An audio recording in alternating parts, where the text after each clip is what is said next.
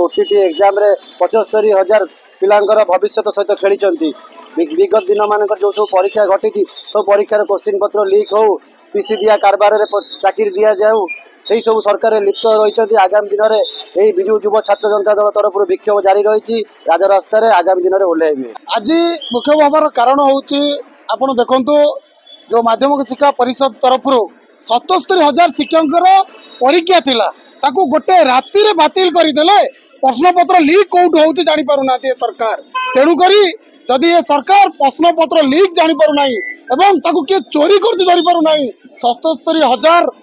शिक्षार्थी तांकर भविष्य सहित खेली तेणुक नैतिकता दृष्टि एमाने इस्तफा दबा दरकार एवं सही उद्देश्य आज विजु युव एवं छात्र जनता दल आज माध्यमिक शिक्षा परिषद बोर्ड स्कूल आगे आम विपक्ष प्रदर्शन करूँ।